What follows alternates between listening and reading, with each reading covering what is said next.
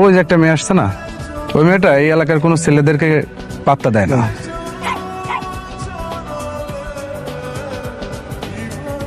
আমি শিওর তুইও যদি প্রপোজ করিস ও তোকেও রিজেক্ট করে দিবে। কি বললি? আমাকে রিজেক্ট করে দিবে? এই এলাকাতে এমন কোনো মেয়ের জন্ম হয়নি যে আমার প্রপোজাল রিজেক্ট করে দেয়। আমি যদি ওকে প্রপোজ করি ও রাজি হয়ে যাবে। তাই ঠিক আছে, 20,000 টাকা বাজে। 20,000 টাকা বাজি? ওকে, ডিল ডান। টাকাটা রেডি রাখ। হাই, তোমার সাথে একটা কথা আছে। হ্যাঁ বলুন, কিন্তু ওর তো কোচিং এর দেরি হয়ে যাচ্ছে, যা বলবেন একটু তাড়াতাড়ি বলুন। তুমি আমাকে চেনো? হ্যাঁ, আপনি তো এই এলাকারই, আর আপনার বাবার কারণে আপনাকে কম বেশি সবাই চিনে, না চিনার কি আছে। হয়তো তুমি জেনে থাকবে এই এলাকার সকল মেয়েদের ক্রাশ হচ্ছে আমি। তোমার মতো সুন্দরী মেয়েরা আমার সাথে প্রেম করতে চায়। তা ঠিক আছে, কিন্তু এটা জেনে আমার লাভ কি? সবাই আমাকে ভালোবাসলেও আমার কাউকেই পছন্দ হয় না, কিন্তু তোমাকে আমার ভালো লাগছে। I love you. I am so sorry, আমি এখন ভালোবাসা আর প্রেমের মধ্যে জড়াতে চাই না। আরিশা, এই ভাইয়া, আমার আপুকে ছাড়ো, ছাড়ো আমার আপুকে। তুমি আমাকে রিজেক্ট করেছো, এই পরিণাম কি হতে পারে তোমার কোনো ধারণাই নেই। বাহ, তোমার চোখ, তোমার ঠোঁট অনেক মায়াবী। তোমার কিন্তু আমার অনেক ভালো লাগছে।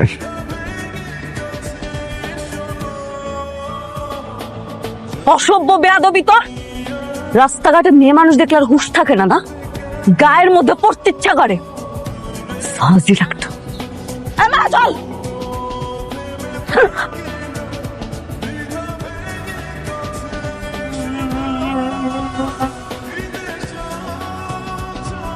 তুই কি ভেবেছিলি তুই আমার অন্য ধরে টান দিবি আর আমি লজ্জায় গুটিয়ে যাব?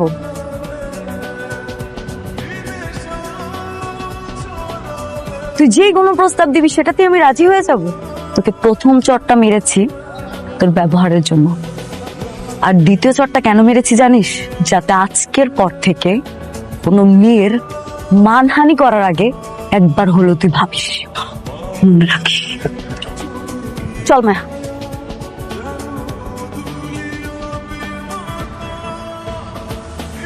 কি লজ্জা, কি লজ্জা। 20,000 টাকাও বাজিতে হারলি, 20 কোটি টাকার মান সম্মানটাও হারালি। একটা থাপ্পড়ি দিয়েছে তো, ভুলা যা। ওর আমি এমন অবস্থা করব, ওর পরিণাম অনেক ভয়াবহ হবে। এমন ভাবে জবাবটা দিব সারা জীবন।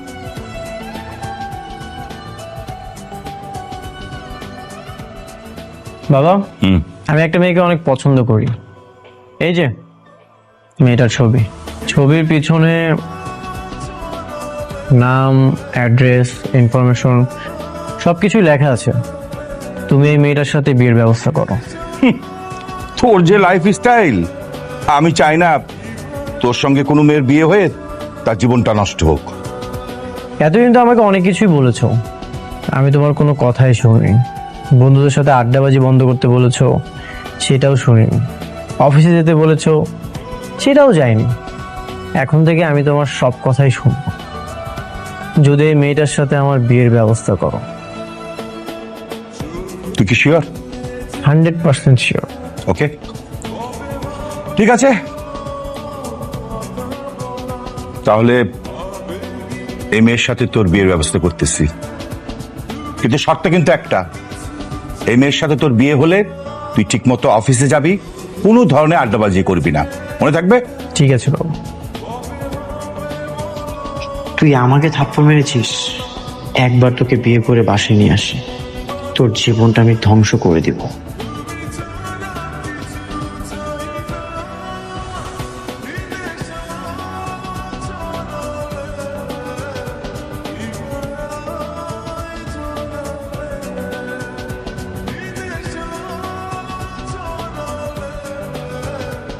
আপনি আমার বাসায়? আমি একটা প্রস্তাব নিয়ে এসেছি। প্রস্তাব? কিসের প্রস্তাব?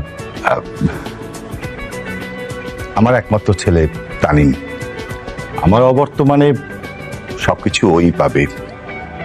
আমার ছেলেটা আপনার বড় মেয়েকে পছন্দ করেছে। আমি চাই আপনার মেয়েকে বৌমা করে ঘরে নিয়ে যেতে। ভাই সাহেব, আমার মেয়ের পড়াশোনা এখনো শেষ হয়নি। আমরা এখনো ওর বিয়ের ব্যাপারে কিছু ভাবছি না। আপনি এগুলো নিয়ে একদমই চিন্তা করবেন না। ওর পড়াশোনার কোনো ক্ষতি হবে না। ওকে যত ধরনের সাপোর্ট দেওয়ার আমরা দিব। বাবা, মারিয়া তো বড় হয়েছে। আমার মনে হয় যে আমরা সিদ্ধান্ত না দিয়ে বরং মারিয়াও সিদ্ধান্তটা দেখ। তুমি কি বলো? মারিয়ার মা, মারিয়াকে একটু আসতে বলো। আম্মু একটু আপু ডেকে নিয়ে আসো। যাও যাও মা। বাবা, যেভাবে হোক তুমি মারিয়াকে রাজি করো, আমি ওকে বিয়ে করব। আগে মেয়েটা আসুক, দেখি, চিন্তা করিস না। কি বলিস? গতকালকে ছেলেটা আসছে হ্যাঁ আপু। কিন্তু আমাদের বাসায় কেন? চল তো হয়তো।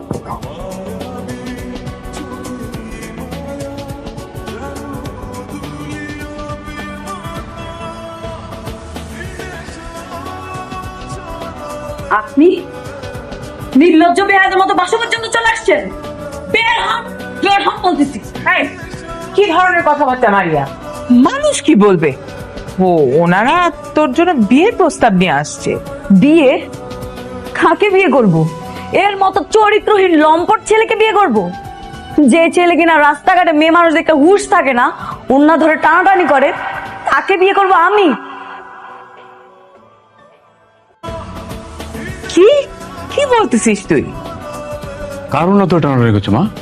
আমার ওন্না ধরে টানাটানি করেছে। বাবা, তোমাকে তো বলাই হয়নি, তোমার শরীরটা ভালো ছিল না, তাই আর বলিনি। সেদিন আমি মায়াকে নিয়ে কোচিং এ যাচ্ছিলাম, উনি আমাকে রাস্তার মধ্যে প্রপোজ করে, আর ওনার প্রপোজাল একসেপ্ট করেনি দেখে সবার সামনে রাস্তার মধ্যে ওন্না ধরে টানাটানি শুরু করেছে। তানিন, ও যা বলছে সেটা কি সত্য? ওইটা একটা অ্যাক্সিডেন্ট ছিল, আমি ইচ্ছা করে করিনি। একদম মিথ্যা কথা বলবেন না। আপনি কি করেছেন আর কি করেন নাই সেটা আমরা দুই বোন খুব ভালো করেই জানি। ভালো ভালো বলছি, এখান থেকে চলে যান। এই যে তো সবার সামনে থাপ্পড় মেরেছিলাম, আজকে সবার সামনে জুতা খুলে মারবো। চুপ কর মারিয়া, এসব কথা বলতে হয় না। ভাই সাহেব, আপনি একজন সম্মানী ব্যক্তি, আপনার প্রতি যথেষ্ট সম্মান রেখে একটা কথা বলি। মারিয়া যদি আমার মেয়ে না হয়ে আপনার মেয়ে হতো, তাহলে আপনি কি এমন একটা লম্পট ছেলের সাথে আপনার মেয়েকে বিয়ে দিতেন? না, কখনো বিয়ে দিতাম না, সসম্মানে ফিরিয়ে দিতাম। আমি সেটাই চাচ্ছি। সরি, আমার ছেলে যে এত জঘন্য একটা কাজ করেছে যদি জানতাম, আমি বিয়ের প্রস্তাব নিয়ে আসতাম না। সরি। তানিন, চল।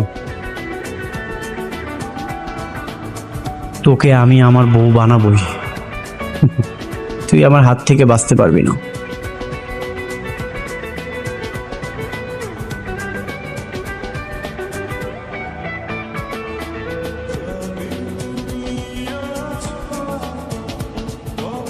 বাসা মারার লড়াই তো পরে। ওই দিন রাস্তার মাঝখানে তোকে থাপ্পড় মারলো, বাসায় গেলে সেখানে তোকে জুতা পেটা করতে গেছে। এত কিছুর পরেও, এত লজ্জা দেওয়ার পরেও ওই মেয়েটাকেই তুই বিয়ে করবি? হ্যাঁ, আমি ওই মেয়েটাকেই বিয়ে করব। ওকে আমি এমন শিক্ষা দিব, মৃত্যুর আগ পর্যন্ত মনে রাখ। বিয়ে তো পরের কথা, ও তো রাজিই হচ্ছে না, তাহলে শিক্ষাটা দিবি কিভাবে? ওরা আমাকে বিয়েটা করতেই হবে। যদি সোজা কথায় কাজ না হয় তাহলে আঙুল বাঁকা করবি, শুধু আসলে সবকিছু ফেরত দেবে।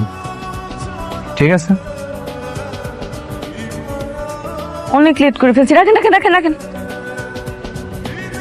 এমনিতেই দেরি হয়ে গেল। হায় হায় রে,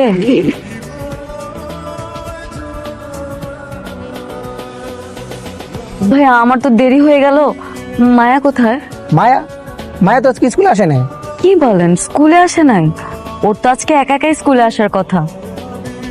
তাহলে আমার বোনটা গেল কই? আপা টেনশন নিয়েন না, দেখেন কোনো বান্ধবীর বাসায় গেছেন।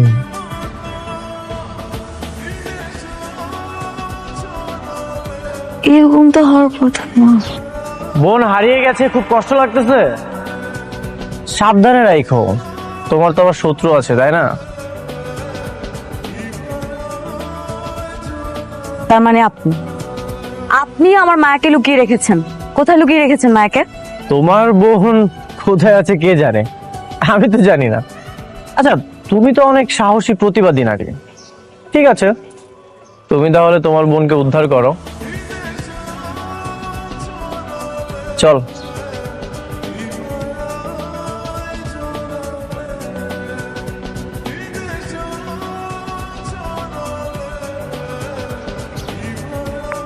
হ্যালো বাবা। আমি তোর মা বলছি রে। শোন, তোর বাবা অ্যাক্সিডেন্ট করেছে। কি? তুই তাড়াতাড়ি আয় মা। কি তো মা মা মা মায়াকে তো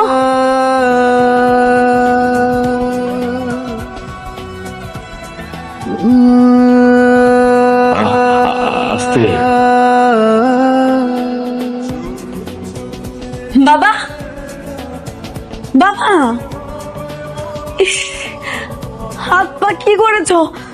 অনেক ব্যথা পেয়েছো? তুমি কি করো বলো তো? রাস্তাঘাটে একটু সাবধানে দেখে হাঁটবা না? সাবধানে তো ছিলাম, হঠাৎ করে একটা গাড়ি এসে পিছন থেকে ধাক্কা দেয়, আমার মাথায় কাজ করছিল না। জানিস মা, আমার কেন যেন মনে হচ্ছে কেউ উদ্দেশ্য প্রণোদিত ভাবে কাজটা করেছে। আচ্ছা, তুই একা কেন? মায়া কই? মায়াকে তো খুঁজে পাচ্ছি না। স্কুলে গিয়েছিলাম, অনেক জায়গায় খুঁজলাম, কোচিং এও নেই, কোথাও পাচ্ছি না। ওই যে কি যেন নাম মেয়েটার, শেফালি মনে হয়, ওর সাথেও ছিল না? মা, আমি স্কুলে খোঁজ নিয়েছি, ও স্কুলে যায়নি। ভালো করে খোঁজ। জলজান্ত একজন মানুষ দুপুরের মধ্যে হারিয়ে যাবে, আমাকে আগে বাবা বাবা প্লিজ বসো। মা, তুমি বাবার দিকে একটু খেয়াল রাখো, আমি দেখি মায়াকে কোথাও খুঁজে পাই কিনা। আমি যেভাবেই হোক খুঁজে বের করবো।